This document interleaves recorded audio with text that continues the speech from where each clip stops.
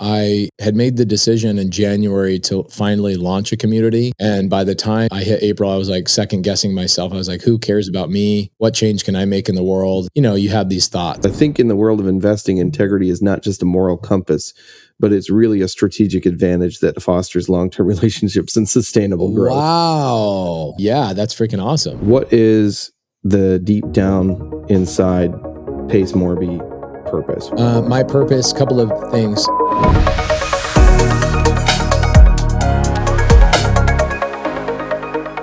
Welcome to Nursing Real Wealth. Today, I'm excited to introduce a dynamic entrepreneur and real estate investor.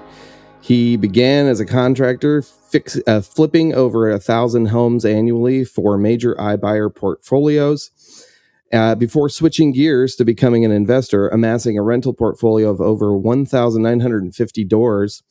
He is the host of Triple Digit Flip on A&E, author of the Wall Street Journal bestseller, Wealth Without Cash, and the founder of Subto and Gator, thriving real estate community with thousands of members.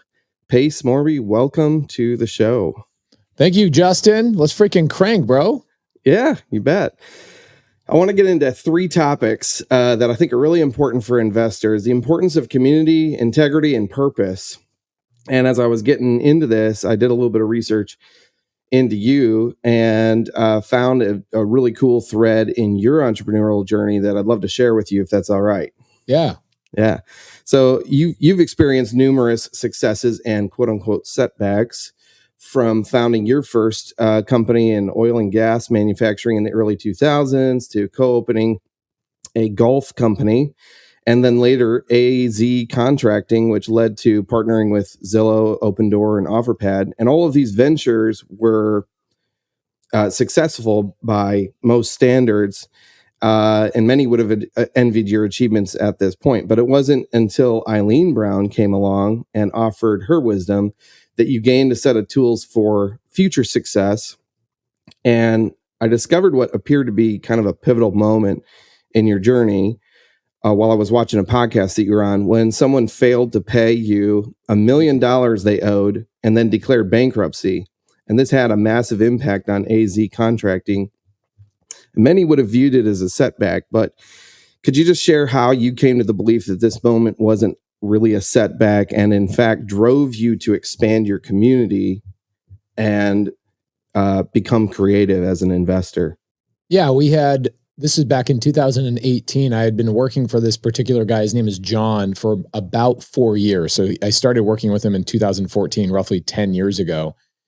And it was the same time that I actually got started in real estate. So I met Eileen Brown in 2013, 14, started doing creative finance deals, cash wholesaling deals, fix and flipping deals from that point all the way to 2018, while simultaneously running a massive construction company as well, working for Zillow, Opendoor, OfferPad. And you would think, dude, you figured out how to make a bunch of money in real estate. Why are you still running this construction company? And to kind of set people to a level of understanding of my mindset at the time, I believed in my construction company more than I believed in my real estate company. And here's why. Because I didn't believe in myself. I believed in my customers. I would essentially put all the belief of my future in the basket of my customers and my construction company, going, okay, well, you guys know what you're doing, and I'm just going to continue to do work for you. And essentially for the rest of my life, respond to you building your business. That's essentially what I was doing as a contractor. Like, you guys go build your business, Opendoor, OfferPad, Zillow, tons of other localized fix and flippers as well. And I would react, right? You guys go create, I will react. And it was a comfortable position for me to be in. So even though I had figured out back in 2013 and 14 how to do creative finance and how to do fix and flips and how to do wholesaling, I freaking kept in my construction business 80% of my time because, again, I didn't believe in myself. And it wasn't until this guy in 2018 had racked up $1 million in debt with me, meaning he owed me money. And here's where the money came from.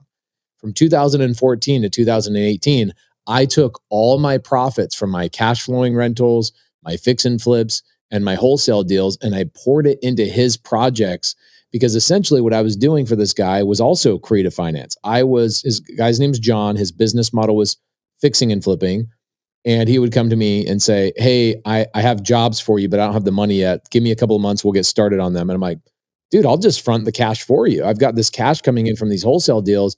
I'll front the cash for you on all of your fix and flips, and you can pay me when you sell the deals. Well, what ended up happening is I never put a lien or any security against any of these properties. This guy racked up all this debt with me and then goes, ooh, I know what I can do. I just filed bankruptcy on all the debt that Pace owes me. He filed bankruptcy to the tune of $16 million. And that was 2018. The letter I got was the day my daughter Corbin was born. And in that moment, I'm like, why is this happening to me? Why me? All I'm doing is working my guts out. Why me? Why me? Why me? Why is this happening to me? And it wasn't until like 2 days after my daughter was born, I had no money.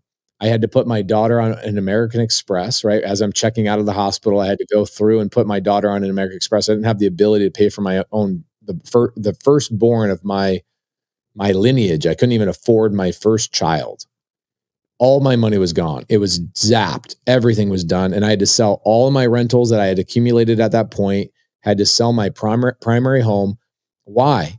Well, because I didn't have the money to pay payroll anymore. This guy filed bankruptcy, right? He was essentially what he was doing is I would do $100,000 of work. He would then pay me 90 grand. I'd do 100,000 of work. He'd pay me 87 grand. This just kept going and going and going. So it wasn't like I just kept pouring the money in. It was like there was hope of him paying me back every single week. And then one day, those weekly checks stopped coming in, and those weekly checks are what were paying my payroll. And even though he was shorting me, it was enough money to continue to pay my payroll. And he knew exactly what he was doing. And so I had to sell everything. I had to sell my rentals, my personal home, so I could continue to pay my payroll. But 2 days after my daughter was born, I woke up, didn't even tell my wife what was going on. I just said, this is my responsibility. I'm taking responsibility. And I watched this thing that Dean Graziosi and Tony Robbins were talking about on a podcast. And they said, life doesn't happen to you. It happens for you. So I sat down and I wrote down, how could this experience be happening for me instead of happening to me? And I took a couple of hours and I wrote it down. And I wrote down, like, what are the lessons I could learn? What's the triumph I can get from this? I'm going to put a chip on my shoulder and go prove to the world that I'm the most creative person to get myself out of this situation. And it was the best thing that ever happened to me because it forced me to shut my construction company down. I paid all my guys, I paid my payroll, and it forced me to start from zero. I had nothing to lose, which is an amazing place to be. Like, you have nothing could happen to me, right? I had like right now, I have a lot to lose. I think I would argue today, it's harder today than it was when I was starting. People go, oh, you're so lucky. Really? You want to have a $500 million in real estate in your portfolio and 600 employees? Or would you rather be starting from ground zero with nothing to lose? For me, all day long, it's way easier to start with nothing to lose and be able to take those risks and go, balls to the wall. And that's what I did. I went crazy and I'm like, I'm going to be known as the most creative investor that got out of this situation. And I wrote it down that this thing happened for me, not happened to me. It was one of the greatest things that ever happened to me was losing that $1 million. That's awesome. I know on my own journey into this space here, I've asked a lot of how questions, right? or a lot of what questions, what CRM do I use? How do I do this? How do I do that? And the more I've delved deeper into this and the more I've been involved in our community, the more I realize the crucial importance of prioritizing who questions, who can I serve, who knows what I lack. And I'm wondering how have you experienced the positive impact of prioritizing who over how and what? And what would you say to investors who haven't wrapped their heads around this concept yet? At the time, okay, I had already been doing deals, right, for 4 years prior to this catastrophic event. And I had already been prioritizing who at the time. And here's how I was prioritizing who. Who is Bethany Willis, who got me started in real estate? Okay, the way that this actually started is a lot of people don't know the full story. I'll give it 30 seconds. Bethany Willis taught me how to get my first deal. She taught me how to generate leads, and she walked me through my first deal, right? I didn't know how to comp. I didn't know how to fill out paperwork. I didn't know how to generate leads. I didn't know what to buy the property for. And I also, more importantly, when I got the property under contract, I didn't know who was going to buy it. Bethany Willis literally took care of all of those things. It was not a how. Not one time was it a how. It was a who the entire time. And so I look at that, I'm like, oh, damn, that's like the secret of the universe. That was 2013, 14. Then I meet Eileen Brown, who is an escrow officer at this point, 41 years in the business. She looked at all the leads I was generating. She's like, okay, cool. You did 3 contracts in your first month and made $50,000. That's pretty impressive. But dude, what are you doing with all those other leads? And she then showed me what to do with every single lead that was not a good lead, like too much, seller wanted too much money. Seller had no equity. Seller wanted something, some situation going on. There was a lien against the property, whatever it was. The who that gave me all that information. It wasn't a book. It wasn't a seminar. It wasn't, any of those things, YouTube video. It was somebody walking me through all of it, whiteboarding it, and giving me real-time data. Then the next who was Jamil Damji. And here's what was amazing, and still to this day I hold true. I don't have a disposition department in my business. I've never wanted one, because in the wholesale world, disposition and acquisition are 2 completely different sides to the coin. Okay. Yeah. And a lot of people are like, okay, I'm trying to do both. Dude, I never tried to do both. I said, where can I make the most money using my personality? And then who can I leverage to take the things off my plate that I don't want to do? And disposition was one of those things from the very beginning. I just told Jamil, I said, if I can do, enough deals with you, I know the first couple of deals you want to go 50-50. I go get the house under contract for, let's say, $200,000. You sell it for $225,000. We split the $25,000 profit. You get $12,500. I get $12,500. However, I have a lot more costs associated with this thing. So if I can give you a certain amount of deals every single month and I can guarantee that, why don't we do a flat fee where you do $3,000 per deal and I get to keep the rest? And for the first 4 years of my business, Jamil Damji sold 99% of all my deals. And guess what I got to do? I got to focus on being so damn good at acquisitions, and I never had to worry about dispositions whatsoever. And so when this then fast forward 4 years later, this catastrophic event happened with John, and I lost everything, and I had to basically just go, I'm going full-time in real estate. Guess what? I already had the roadmap. I already had the pieces. Why? Because I had all the who's. I had Bethany Willis. I had Eileen Brown. I had Jamil Damji. All I had to do was keep doing what I was doing and rely on these other 3 people. They essentially were my power team.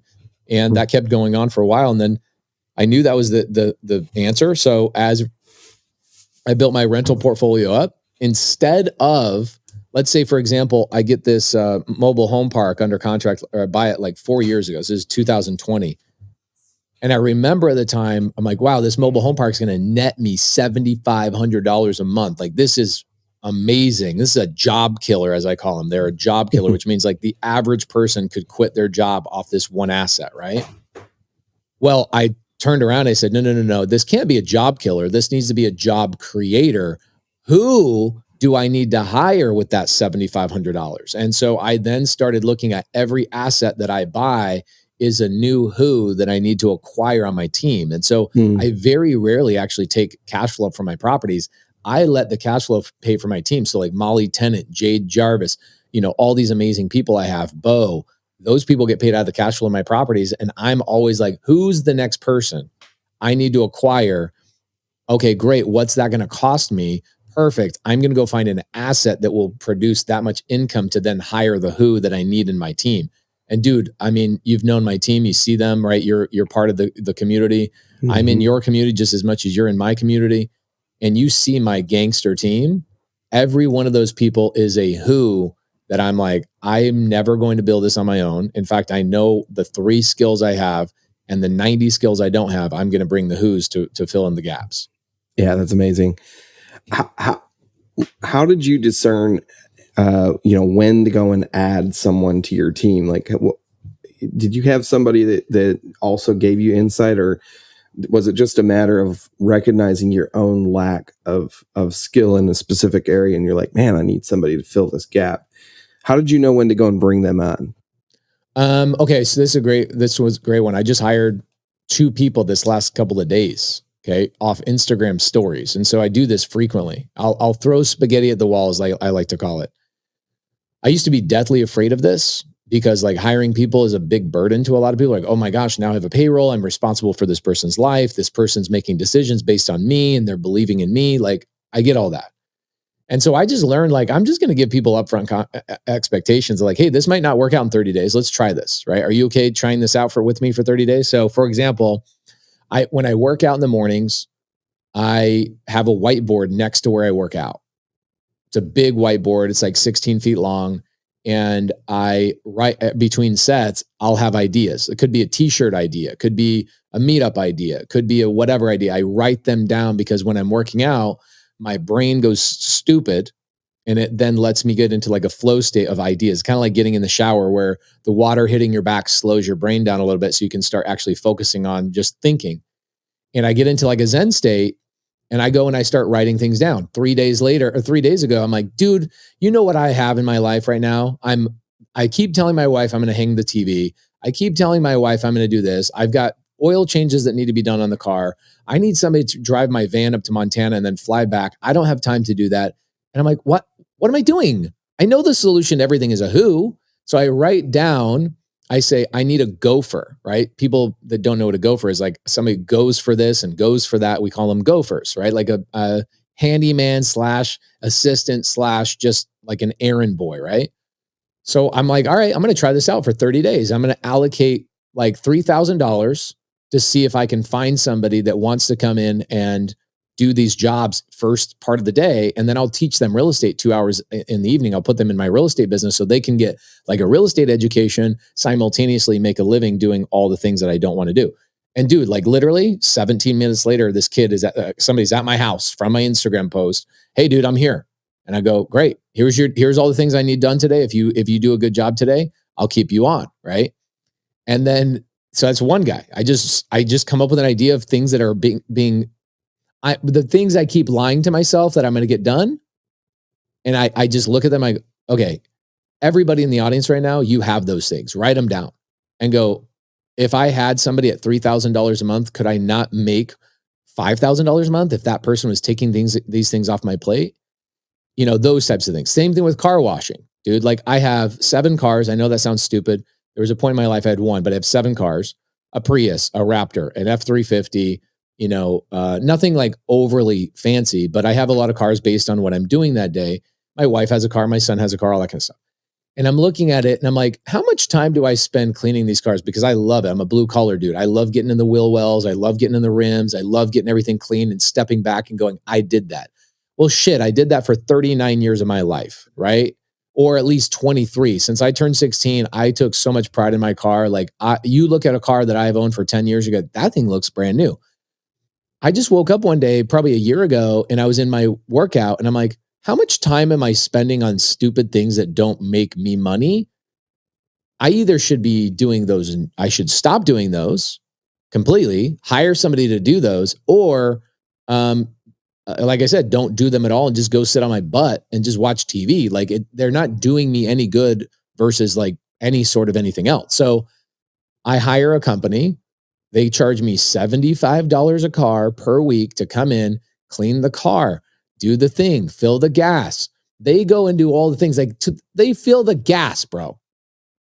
Like they come in, they fill the gas, they clean the things. And I look at that and I go, how many hours a week, how many hours a month am I saving from that? They cost me probably $1,500 a month to do all of that. And it seems like a lot of money. But you know what 1 hour of my time is worth? 1 hour of my time is worth $36,000 currently. If I put 1 hour into my business, I can generate $36,000 in revenue. So 1 hour of my time is $36,000. So I just start throwing spaghetti at the wall. And sometimes it works out, sometimes it doesn't. I hired another person yesterday. I go, dude, I want to show the community how to make these calls, but I don't have the time to do it. So I went and found somebody who has 5 years of experience of doing outbound calls of a specific type. We don't need to get into it, but I'm going to start. I hired this girl I go, don't quit your job, stay at your job. I just know you have all this experience. Can I pay you $1,000 a month to make 1 hour call every single day for the community live? And this is going to get into the community aspect, but she goes, really? You'll do this? I go, yeah, but it might not work out in 30 days. So let's just test it out for 30 days. So I take all that burden and that stress off of myself and give them this expectation of like, hey, if we can do these things and there's revenue that comes from this, then I not only can keep you, but I can amplify you and I can give you more. Are we on the same goal? Are we on the same mission that your goal is to generate more revenue than what you cost?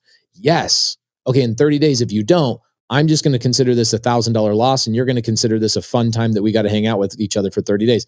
That expectation up front takes all the burden off and allows me to gamble a little bit to hire people. And I wish I knew that 15 years ago. I wish I knew how to give that upfront conversation with people because I would have been hiring the who's way faster 15 years ago. Wow. That's cool.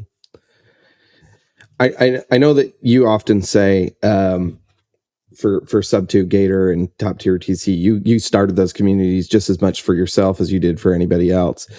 And I know that you receive a lot of benefit from those communities as well. But what are some commonly overlooked opportunities within the community that others are likely not taking full advantage of? There are thousands of people in our community that make a full-time living by doing nothing but JV deals inside of the community. And one of the most genius things that I've ever done in my life, and yes, I am a genius. I know I'm a genius. How do I know that? Because I hang out with other people that think they're geniuses, but they keep asking me how I'm doing what I'm doing, right? I feel like Kanye sometimes where I'm like, y'all just don't see what I see, right? One of the most genius things I ever did was look at the real estate industry as a series of avatars. And I looked at everybody and go, everybody's going to the RIA listening to the speaker as if that speaker is important to all of them. It's not. That speaker probably benefits 7 of the people in this room because that speaker is talking about the thing that those 7 people should be doing based on their personality, their socioeconomic background, their mindset, their financial situation, like all of these things. And so I sat down about 7 years ago and I started crafting them and I came up with like 7. But the more the community has grown, I've come up with now we're at 22. And when I basically split up the community in the sense of we have 22 different avatars, what it did is it gave everybody permission to go, this avatar finds the deals. My avatar buys the deals. My avatar funds the deals. My avatar runs the paperwork on those deals. And you now have this collective community that 12 people a lot of times are working on the same transaction and making money from each other.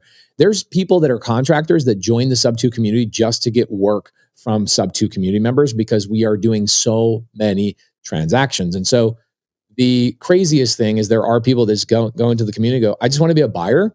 I don't want to go into bigger pockets and hear about how I should be finding a deal. I'm just going to join Subto and I'm just going to buy deals from other people, right?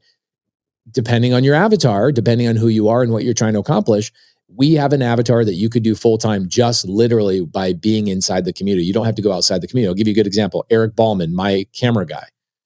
He has been with me now 2 years, 4 months. He was a bartender before he came and worked for me. I had to beg this kid to come and work with me. I'm like, bro, you've been a bartender for 11 years. What do you have to lose? Like, is something going to magically change next year at your bartending job? Come and work for me. Oh, I don't know. I don't know anything about video work. I'm like, look, dude, you know how to do photography. I can teach you the video work. And you're a solid dude that knows what good looks like. That's all I care about. I convince him to do a 30-day thing with me, just like I talked to you about a couple minutes ago. I go, just try me out for 30 days. If success doesn't hit these marks, then you just stay a bartender. And I'll let you work, on weekends and whatever else, so you don't have to quit your bartending job. Comes on board, loves it. Within 2 weeks of the 30-day test, he's like, I want to come full time. This is the greatest thing ever. Cool. Well, here's the challenge. He didn't do anything for a year and a half. Meaning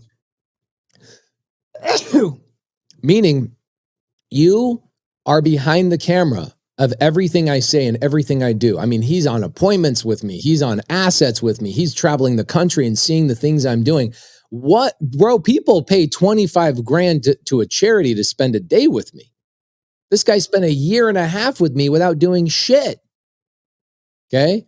Finally, he's just like, dude, so many people at these meetups that we're going to are asking me if I'm doing deals too. And I feel bad saying no. Like, what should I do? I'm like, finally, can I give you a roadmap? And he goes, yes. I go, here's the roadmap. Go into the community and start telling people you want to do X, Y, and Z, and please connect with me. And in 4 months, he did 19 deals, made like $80,000 just doing JV deals inside the community. So one thing that I would say that I wish everybody else would be doing is spend, if you did this one thing, right, for people inside of our community, you went and you connected with 2 new students every day for 30 days, and you had 60 new connections in that 30-day stint, there's no possible way you would not make money in that 30-day. Well, Pace, how? Tell me the steps. Bro, you connect with the first 5 people, there's going to be one person who's like, oh, hey, Pace, nice to meet you. Let's do a 15-minute Zoom. Cool, you get on the Zoom. What are you doing in your business? They go, oh, dude, I'm knocking doors. I'm doing 1 deal a week. What? Great. Where are you knocking doors? I'm knocking doors in Detroit. Perfect. I don't do Detroit, but that's freaking awesome. Do you need buyers? Yes, I do need buyers. Perfect. I'm not a buyer, but if I brought you a buyer, would you be cool with that? Yes.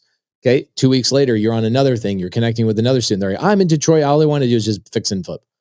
Perfect. Are you ready for a project right now? Oh my gosh. Now, boom, connection. You know the 2 people that don't know each other.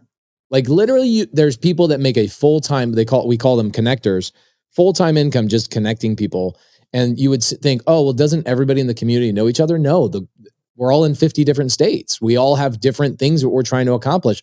Even last night, there's 2 students in Subto Family Night that have been in the community for 2 years that have never met each other. And they're like both big, significant leaders. One's Luciano and the other one is Subto Drew in Houston. They'd never talked to each other. So we connecting people inside the community. If you're like, I have no money, but I have an hour a day, you find 2 to 3 new connections every day and you document what they have and what they need. By the end of 30 days, if you haven't made money, then you didn't do the work. That's it. It's physically impossible for you not to make money. In my own networking, I've found quite a few folks who have seen the same value of our combined communities, and I actually compiled a video for you of all these people who want to speak about their gratitude for the community and to you. So I got a little surprise for you. Oh, wow. Pace, wanted to say a quick thank you to everything you do for the community. You've been a huge influence in my life, and I'm super grateful for all the knowledge that you've dropped. You've been an incredible mentor. You helped me when I was super young and 18. You're helping me now when I'm 20, and I'm excited to see what we do together, when I'm 25, 30, 45, whatever the case may be. I'm excited to see you keep growing and keep growing alongside with you. Thanks, Pace. What's happening, my guy? I wanted to send a video of thanks for the community that you've created. Subto, Top Tier, and Gator. It's just nothing short of amazing. I don't think I would be where I'm at today in 2024. This is my message of gratitude to Pace Morby for creating such an amazing community where I've made instant friends and get to obsess about real estate with like-minded people and grow and encouraging and friendly and fun environment. Thank you. Hey Pace, it's Kevin and Jennifer Wynn. We're so excited to continue to be in your awesome community.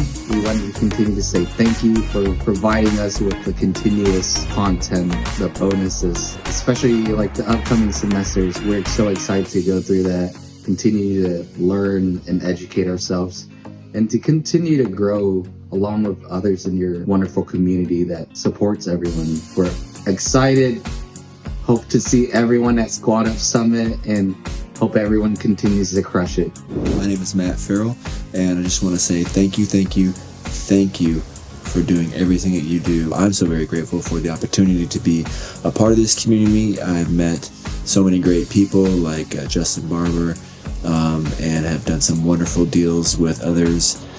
2 PMLs and 2 connecting deals, only within a short time of about 4 months in the community. Thank you so much. Pace, I told you this before. As a business owner, I have been searching for so many answers in the last 18 years or so, and joining Subto answered most of them. And Looking at you, following your path, helped me out to understand many aspects in businesses. So thank you for creating the best community in this planet and for being used to change people's life. A year ago, I was trying to make ends meet working a 9-to-5 and delivering food as a side hustle. I joined Gator back in June and I just really leaned into the community. So far, I've made over 6 figures and I'm going to be close to making 6 figures per month just as a connector, which I realized is my avatar. This community is so positive and strong. It's changed my life, honestly, so I just want to say thank you so much, Pace. I am here just under 1 year into Gator, and it has totally changed my life, my family's life, and a lot of people that I work with. I got in with expectations of maybe doing a couple deals, meeting some good people, trying to figure out how to get into real estate.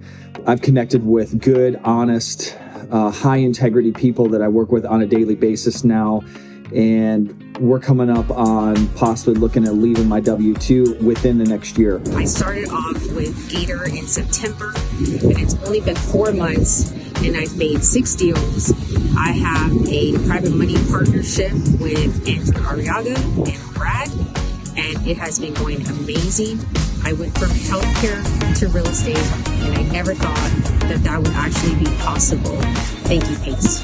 Hey guys, this is Eric Fuller. I have been a member of the Gator Method since December of 2022, and a few months later a part of Subto.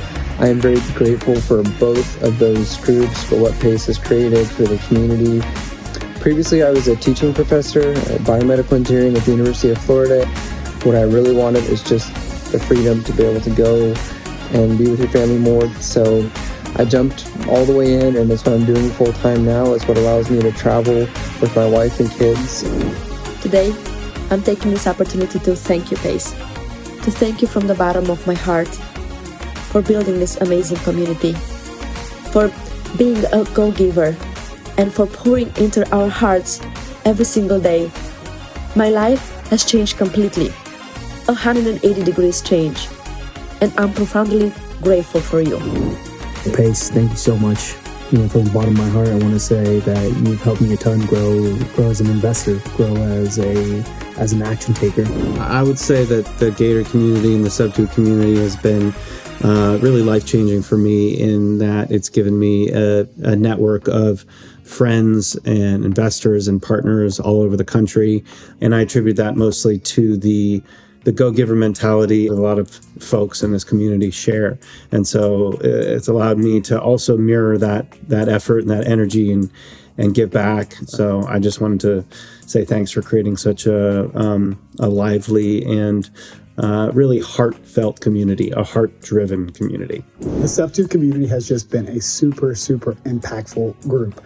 I've learned how to make money in real estate. I've been doing this for 8 years, and I learned different things inside of Subto about creative finance and even the ability to loan money and be a Gator lender that I would never have learned outside of the community. Thank you for sharing your time and knowledge with us. Thank you for creating your communities. I have done 8 deals since last September, and I left my W-2 last year.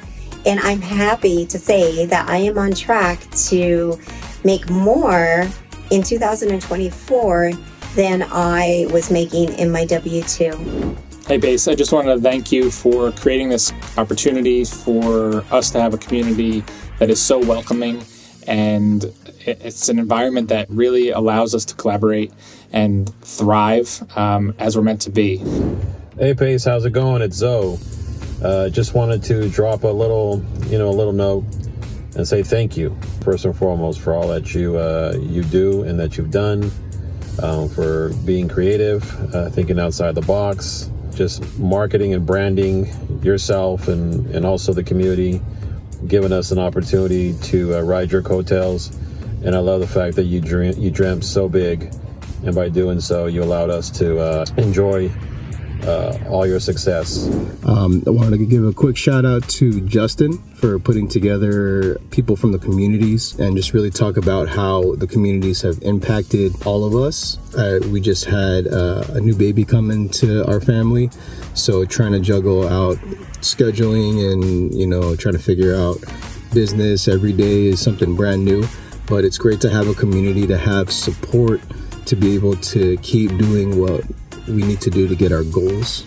Thank you, Pace, and thank you, everybody in the community. Pace, thank you so much. Thanks, Justin, for doing this too, bro. Man, our lives have been forever changed, Pace. We love you so much, man. From that first time I met you, I knew that you were the real deal back in New Orleans early last year. I got to share my story.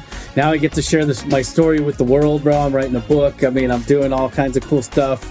I get to pour into other people, and that turns into a paycheck, and I get to connect and squat up and help people every single day of my life, bro. I've never felt more grateful in my life or more just dialed in on a craft. Like, I really feel like it's God's calling. I'm super, super grateful to you and everybody in the community, man. We're going up, up, up to the top, baby. Love you. Hey, Pace. Thank you so much again for everything that you've been doing. The go-giver you are. Just the amount of a love that, you know, I see from you, that you give to your family, to your friends, to the community, to everybody. And you've made such a huge impact to myself and my family. I made so many friends in this community that I've never thought I'll make in my life. Pace Morby, where do I even start, man? Look, you have done so much for my business. I started in the Marine Corps, 8 years active duty, transitioned to wholesale, realized I had a yearning for creative, stumbled upon you and all the information that you give. You just give so much value, man. And I just started diving deeper and deeper and deeper in what you had to offer. I joined the community. Then I started my own business called Barber. We are innovations based. Now I'm controlling about 19 deals currently, done over $1 million, and it's all because you started providing that kind of value, man. So I appreciate it. Thank you. My entire team thanks you, and I look forward for us to become friends one day, man. After the day that I actually joined Gator and I met Pace here in Orlando, I started to connect with so many people. I cannot thank you, Pace, enough for the community that he created, because he actually gave me the possibility to spend more time with my kids, and now I can enjoy more time with my kids. Oh. Thank you very much, Pace, for everything. We love you. Subto.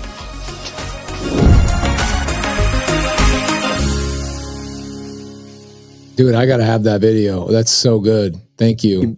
You bet. Wow, bro. The amount of time you put into that is so appreciated.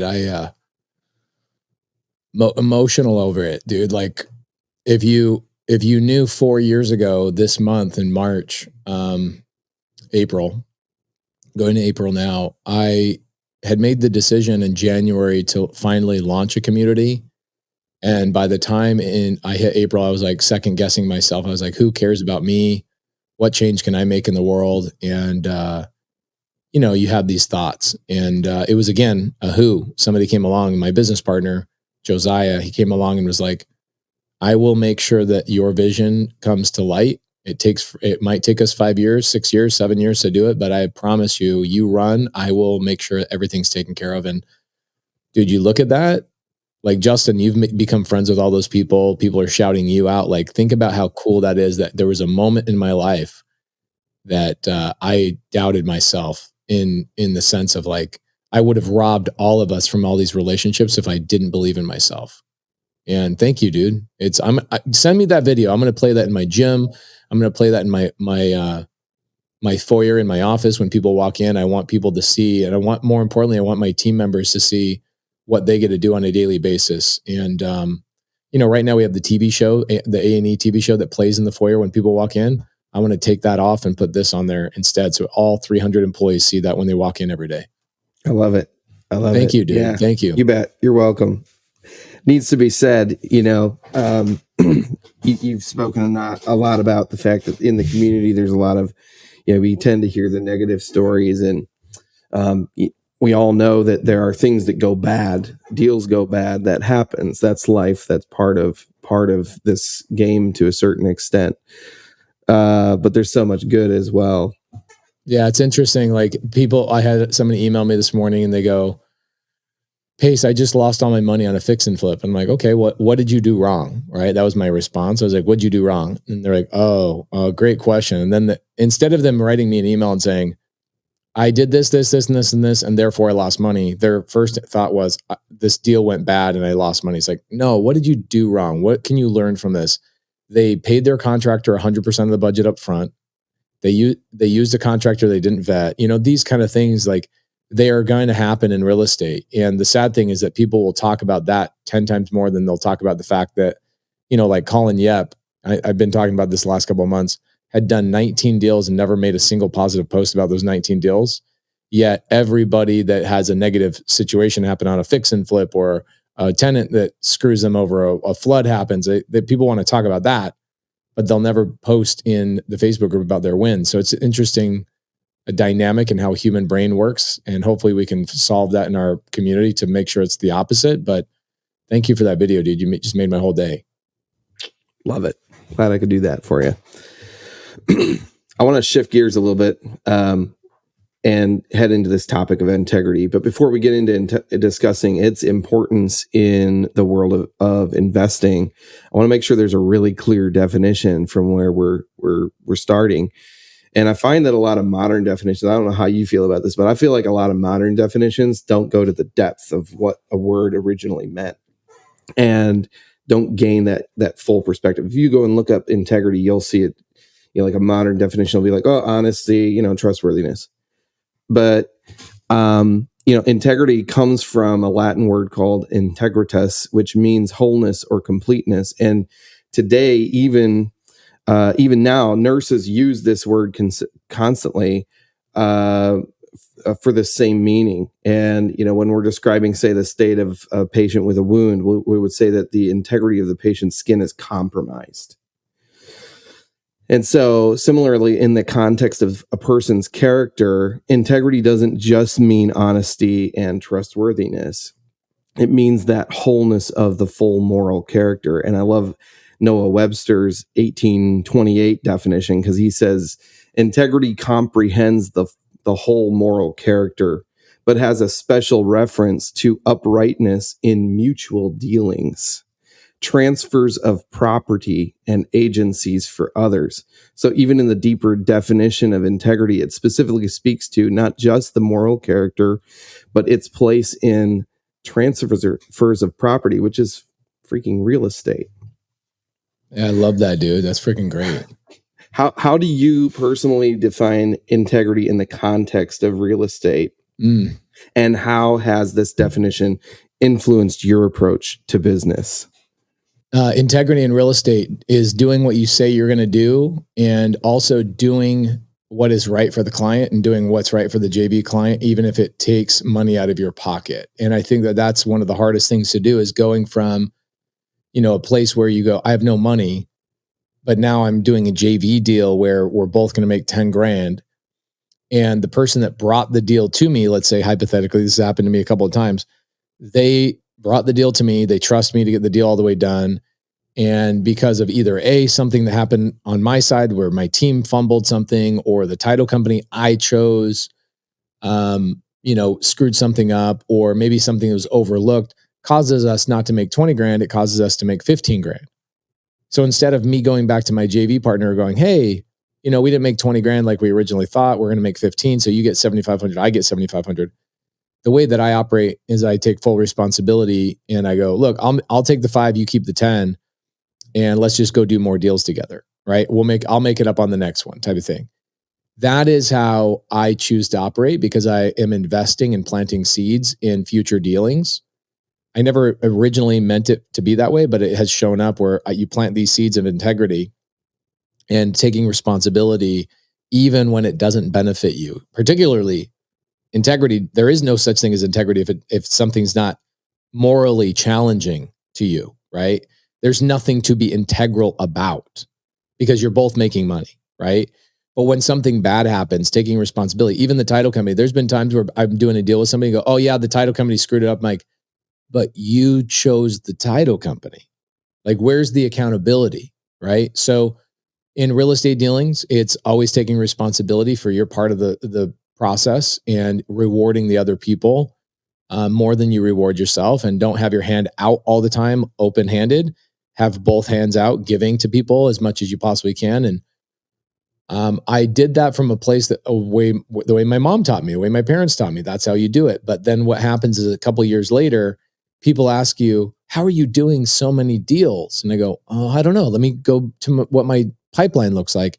And I look at my pipeline and like 40% of what I'm doing comes from other people that I treated with integrity, and I was integral and did the things that I didn't necessarily want financially to happen to me, but I knew I could sleep at night. And that's where 40% of my deals come from, is repeat business from people I've treated properly. Yeah. I know just the other day I saw a post from Michael Frank. Yeah, Michael Frank is the foreclosure situation. Yeah. That's a phenomenal example of integrity, where he made a promise to a seller who's in trouble to go and buy the house, already put it under contract and everything, and now finds out there's actually more tied to the deal. But because he'd already made this promise to this seller and they're in desperate need, he's going to go through, but it probably isn't going to make him as much money, or he might just break even. Yeah. But there's a but here. And this is where like strategy comes into play, right? Where like, this is where a lot of people miss the boat. And the boat they're missing is that Michael Frankie, he's been in the community almost 4 years. So he and I DM all the time, text all the time. And for 2 years, I was like, bro, get your brand going. Start talking about what you're doing. Talk about it. He's like, I will. Finally, I was like, this is probably 8 months ago. I sent him a text and I go, we are not friends until you get your YouTube channel up and going. We are not friends until you get your Instagram up and going. Start taking this as a responsibility. And he's like, why? And I go, because you're doing so many amazing things, but you're not talking about it. Yeah, but God told me to be humble. No, he did not. And here's the other thing. Doesn't humility have to do with somebody gave you a gift? You should utilize that gift instead of thinking you're too good for it. And that's also a version of humility. And so God gave you a gift. He gave you an opportunity, gave you a pathway to focus on these niche lists of foreclosures and door knocking. Shouldn't you be utilizing that gift to compound your success for your employees that are all relying on you by talking about it on social media? And he's like, okay, be more specific. So like, let's talk about strategy. People that are like, hey, I like the mindset stuff, but tell me strategy wise, how does this work? Michael Frankie, what had utilized integrity, was in a bad situation where a foreclosure happens. It's about to happen. He tells the seller, I'll save your butt. Let's get under contract. He promises the seller a certain dollar amount and that he's going to buy the property. They open escrow after they get the contract, find out there's a bunch of stuff happening on the property that nobody anticipated, even the seller. Nobody lied to Michael. Michael didn't know. And he goes, I could walk away from this legally. Legally, I could walk away from this, but I'm not going to. I'm going to help this seller out. Okay, cool. That was pretty awesome. He helped that seller. If he doesn't talk about it on social media, he doesn't have a compound effect from that thing that he did. And that's where the strategy comes in, is you go, I'm going to treat people properly, and I'm going to talk about how I treat people properly. Why is that beneficial? Well, because it attracts other people to do business with you, because they go, dude, I see how you operated. That's cool. And now here we are talking about it 3 or 4 days later, right? Then the other thing is, when he goes to another seller, let's say in a month from now, and that seller says, I don't know, I'm talking to 5 other people. Why should I choose you? Michael can very easily say, don't talk to me, or don't ask me that question. Why don't you ask the seller that I just saved from foreclosure, even when it didn't benefit me? Then you tell me why you should use me over another wholesaler. That is where strategy comes in, and morals can mix with each other and create an atomic bomb of benefit for everybody. And the reality is that seller should be working with Michael Frankie, not with the other wholesalers. And it's Michael's duty to document what he's doing and build a relationship, not only with the seller, but also with himself in social media to compound that story so that he has a duty to show that seller, the future seller, that they should do business with him, which then benefits his employees. So it's smart. It's really smart. That's so funny. You literally just took the next line that I had as a note to myself. I wrote this down to myself. I said, I think in the world of investing, integrity is not just a moral compass, but it's really a strategic advantage that fosters long-term relationships and sustainable growth. Wow. Yeah, you said it way more articulately than I did, but yeah, that's freaking awesome. Yeah. I mean, I appreciate the humility with which he actually shares these kinds of stories. And I do think there is a natural tendency, if somebody is coming from, I'm a Christian as well, and it's natural to hear, the scripture tell you to go and be humble and kind of take that to the next level that it wasn't intended to be. You still see Paul the Apostle all throughout the New Testament telling people to go and be like him.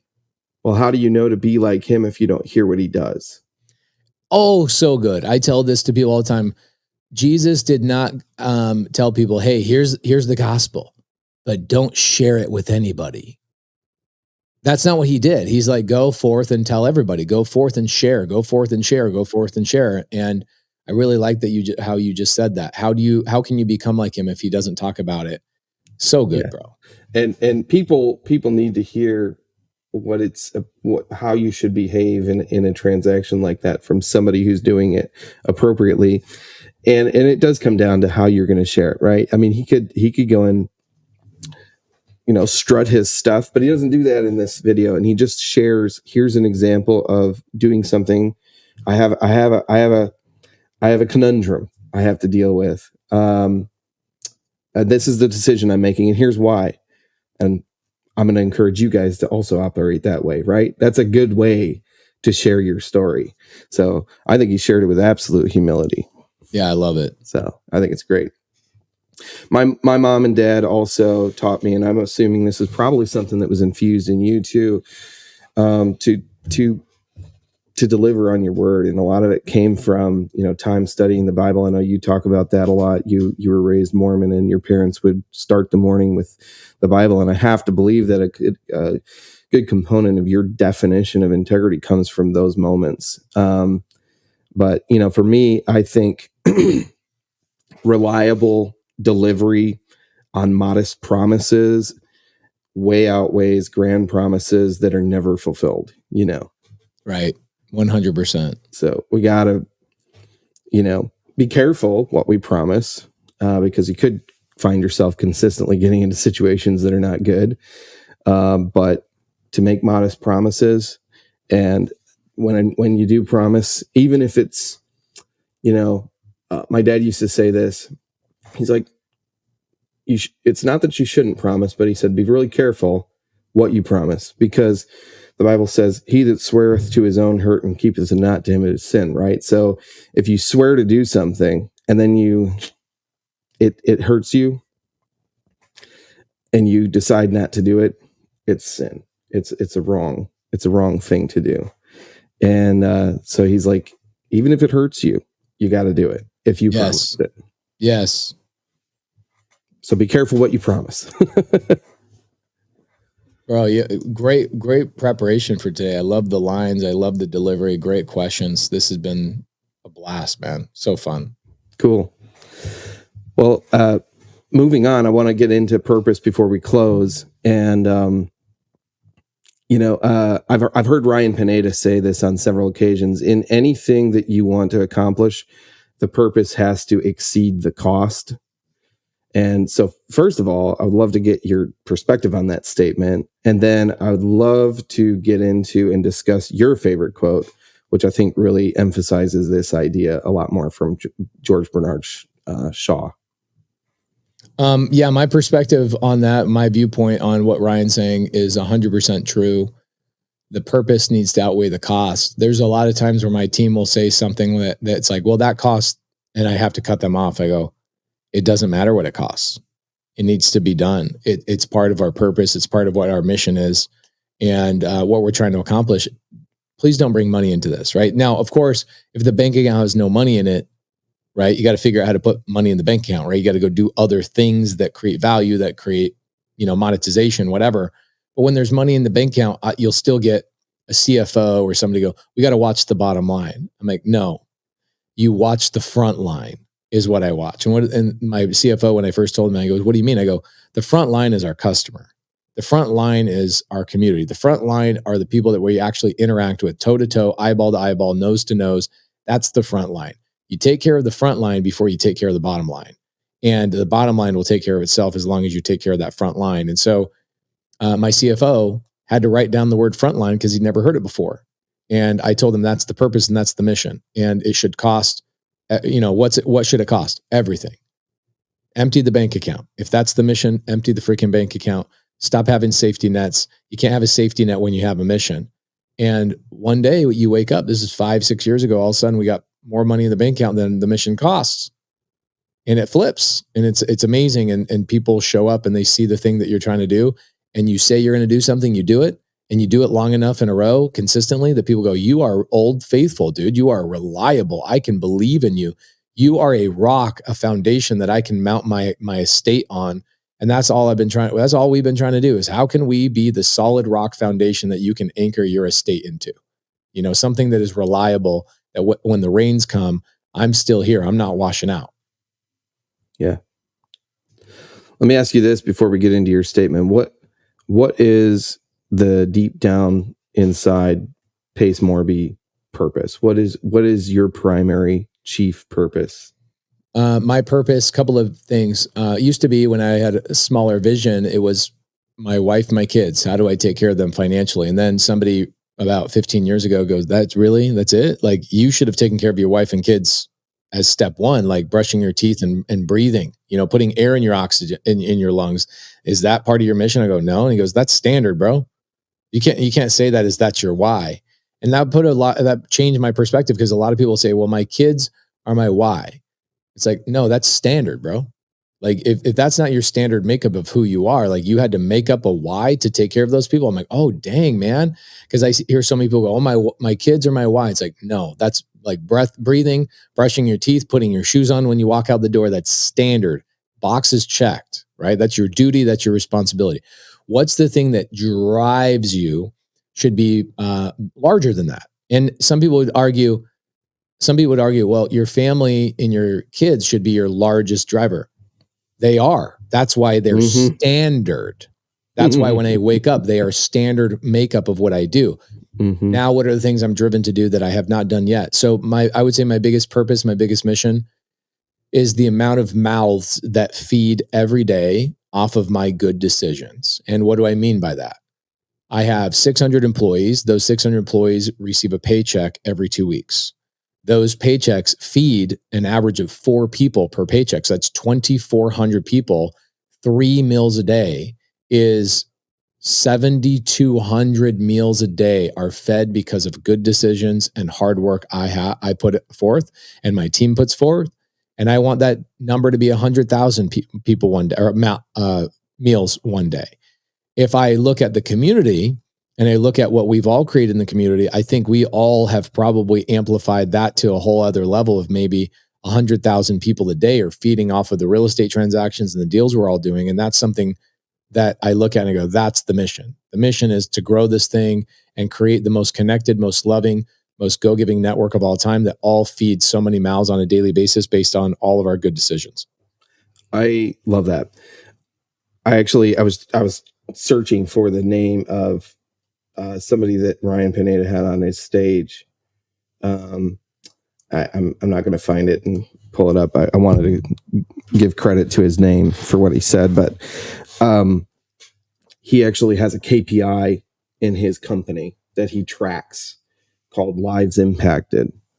And so when he completes a deal, they go and tally up all the lives impacted by the deal, which includes, the seller, their family, their kids, the wholesaler that sold it, the fix and flipper that bought it, the contractor, and he goes and tracks that.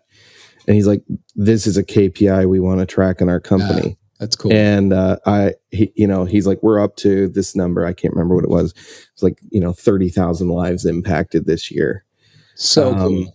And I think it's such a neat perspective that he holds in his company. For it shows that his purpose is grander than just simply financial gain. Right. Yeah, that's great. Well, let's get into your favorite quote. I love this quote too. When you read it a few months ago and I became aware of it, I was like, man, this is really good, but I'm going to read it. This is the true joy in life, being used for a purpose, recognized by yourself as a mighty one, being a force of nature instead of a feverish, selfish little clod of ailments and grievances, complaining that the world will not devote itself to making you happy. I am of the opinion that my life belongs to the whole community, and as long as I live, it's my privilege to do for it what I can. I want to be thoroughly used up when I die, for the harder I work, the more I live. I rejoice in life for its own sake. Life is no brief candle for me. It is a sort of splendid torch, which I have got a hold of for the moment, and I want to make it burn as brightly as possible before handing it on to future generations. I think people get really hung up on that first line. Being used for a purpose recognized by yourself as a mighty one. People, especially if you're from the Christian faith, you look at that line and you could almost interpret it wrongly as being godlike, and that's not. I don't take it that way at all. God has given us incredible power. In fact, he even tells us you have dominion over the earth, right? Which means that you have authority. You subdue it. That's what we do when we do things like real estate, right? We build things for others. We fix up a home for another person to be able to live in and provide housing. It's a show of the power that God has given us and granted us to be creative. Yeah. It's the best quote of all time, I think, is that quote, at least for our community and the collective people in it. I think the best part of it for me is the torch part. And what it does is it shows everybody that I'm not the one that created the fire. I just currently have a hold of it. And it's my job not only to keep it bright, but it's my job to pass it on to the next person. And that means a couple of things to me. It means give credit where credit is due, which is why I always bring up Bethany Willis and Eileen Brown and these women that really changed my life. And I shout their names from the rooftop, because there's been times, think about this. There's been times where you are in such excruciating pain. Maybe it's a headache, a migraine, you got hurt, you got cut, something bad happened. You're just like, I just want this pain to go away. Okay. Now what's funny is you now have to dig deep to remember a time when you felt that way. You felt that way before, but you have to now stop and go, when was the last time I felt that way?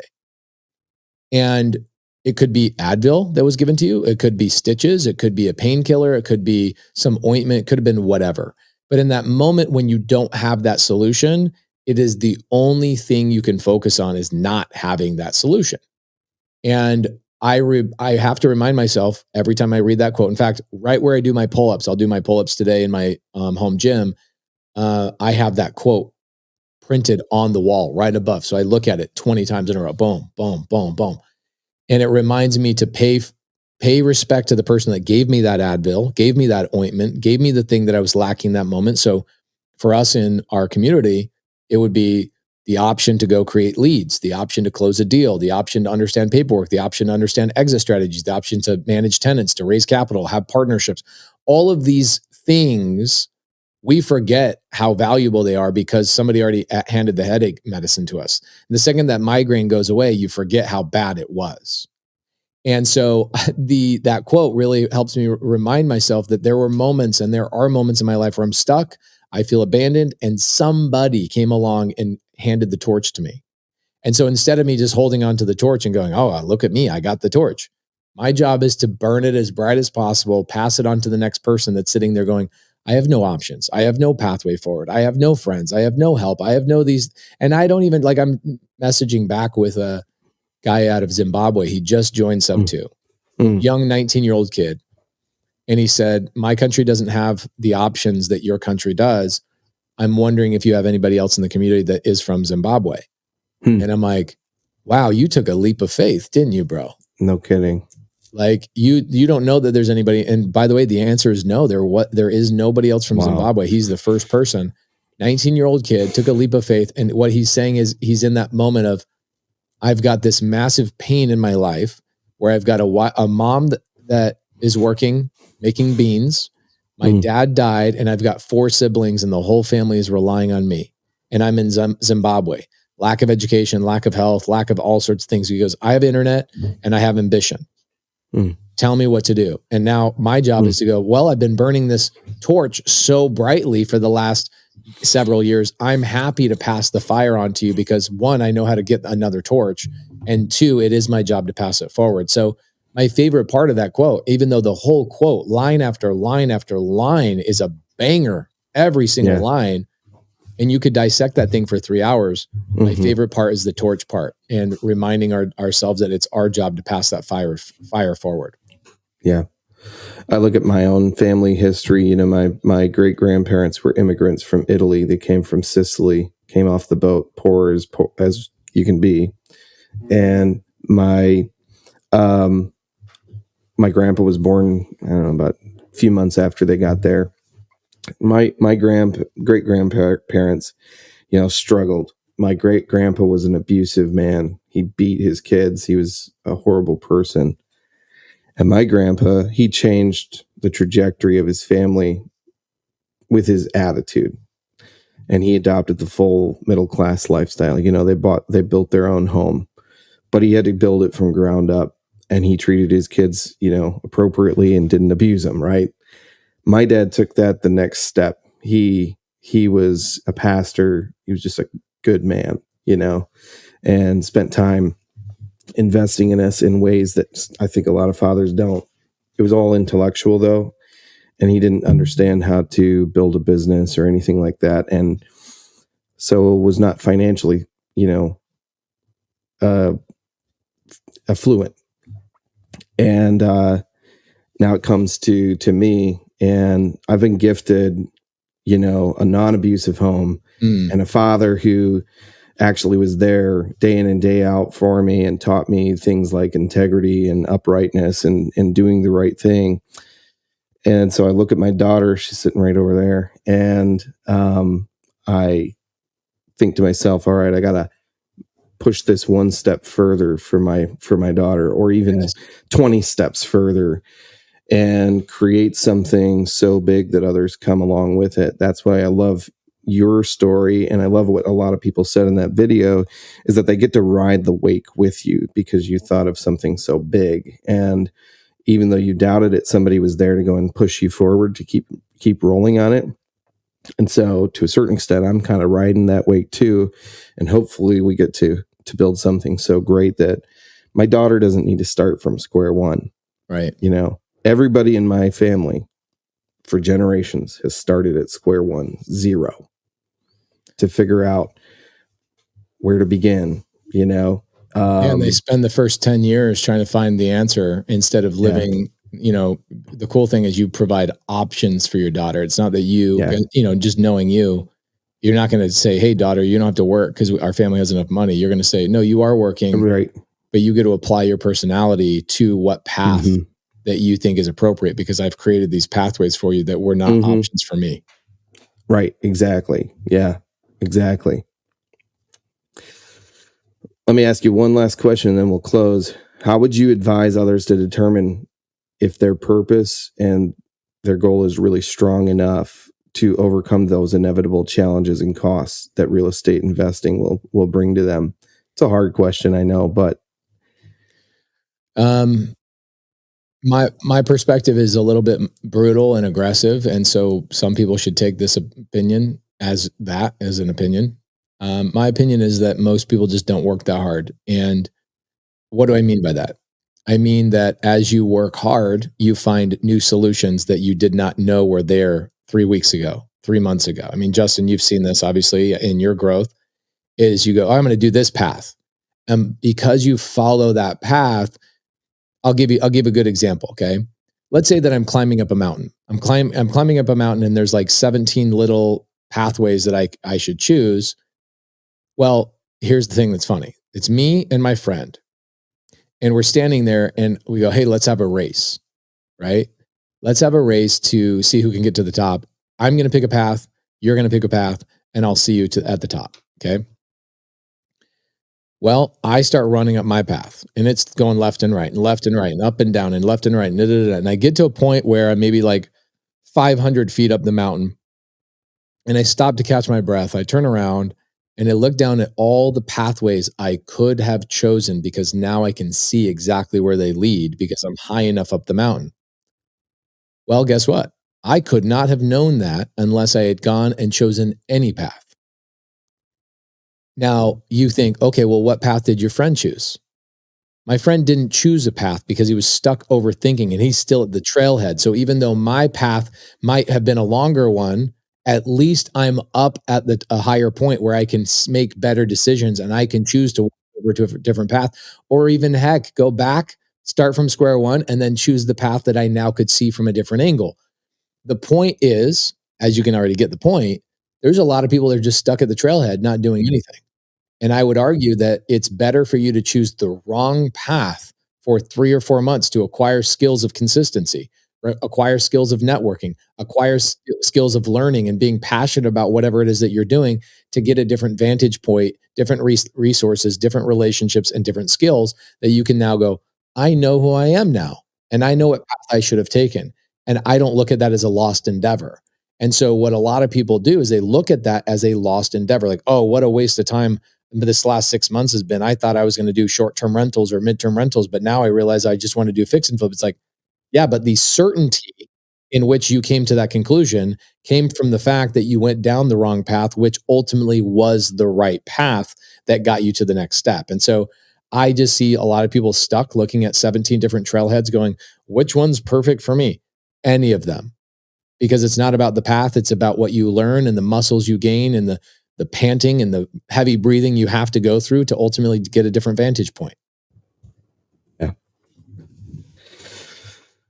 Pace, thank you so much for joining us today and for dreaming so big that we do get a chance to ride that wake. And I hope I get to create a wake that just expands on you. Yours. You are, bro. You are. And you know, you look at people on this video that are thanking you that you created this. I mean, look what you're doing, man. You're reinvesting and you're making the torch bright, burn as bright as possible. And as you gain more skills and understanding and branding and all these things for yourself, you'll have the ability to have a different platform at a higher level that you'll go, all of the things I did in 2013 or 2023, 2024, put me in the position that I'm in now. And I can't wait to watch your journey, bro. You're giving me a good show to watch. I appreciate it. Thank you. Thank you. To our listeners, thank you so much for tuning in. If you enjoyed today's episode, don't forget to like and subscribe to our YouTube channel. We'd love to hear your feedback in the comments below. Also, let us know who you'd like to see as a guest on future episodes of Nursing Real Wealth. And join us every other Tuesday for more insightful discussions. Have a great day.